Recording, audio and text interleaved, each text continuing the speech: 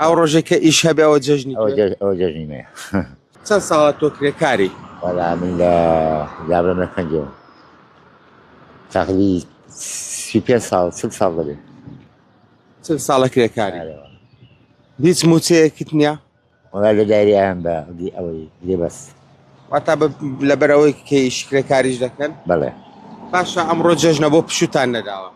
لەبەر ژیانی خۆمان ژیانمان تامین نییە. چ ڕۆژێک بە جەژنی خۆت دەزانی؟ وەڵی گاڵمسی ئەو ڕۆژێکە ئیش هەبێ ئەوە جەژنی ئەوە جەژنی مەیە. داواکاری چییە دەتەوێت چیتان بۆ بکرێەوە کرێکارە؟ تاسەیتیان بۆ نەکەین کوا بۆمانە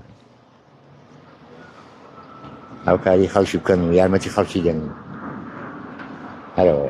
باش ئەو کرێکارانەی دیکە لەگەڵ لەوانە هەبێ موچەی نەبێ هەر کاتێک کە ئیشیان نەبێت ژیانیان چۆنە؟ وەڵی فەقیدە زۆر ژیانمانەکە نەخۆشی هەیە وەڵی کابرا دەبی پارەم پێ نەدێرە بە ماخەکەەوە یارمەتیماندا. واتار خۆتان کرێکار لە بینی خۆتان پار لە بینی خۆماندا. هەرەوەڵە سەرباری خراپی ژیانیشتان هاوکارم بۆ وای. بەڵێ هەرەوە. بە زۆر ئیشی چی دەکەنەوە؟ وەڵا هەسی بێ مەشی بلۆک و چیمەنتۆ و ئەو شانەکەین.